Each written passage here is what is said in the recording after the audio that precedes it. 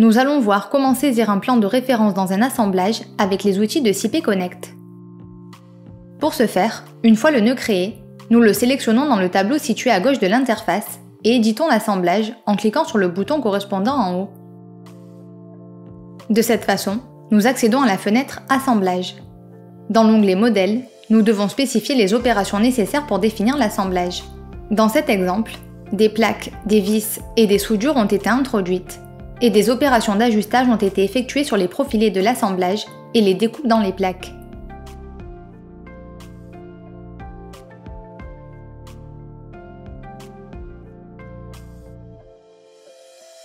Pour compléter l'assemblage, nous allons insérer un plan de référence que nous pourrons utiliser plus tard pour introduire la dernière découpe sur l'une des plaques du modèle.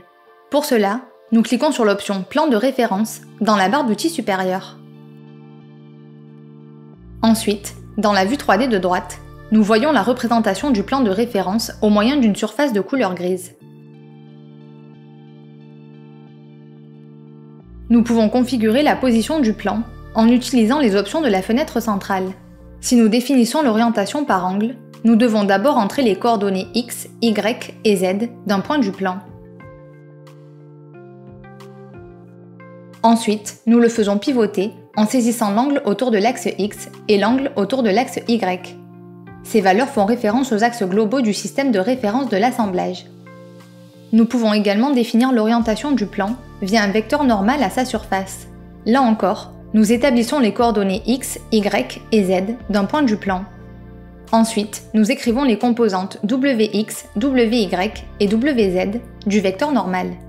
Enfin, pour définir l'orientation, nous déterminons que le plan de référence est de type perpendiculaire au profilé.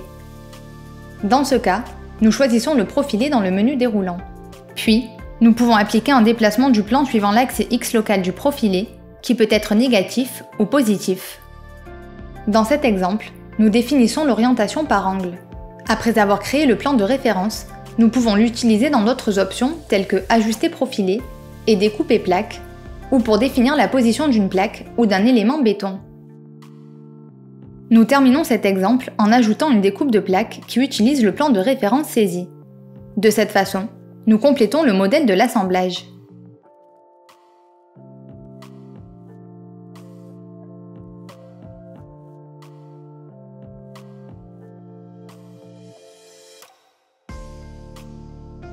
À partir de ce moment, nous pouvons effectuer le calcul de l'assemblage.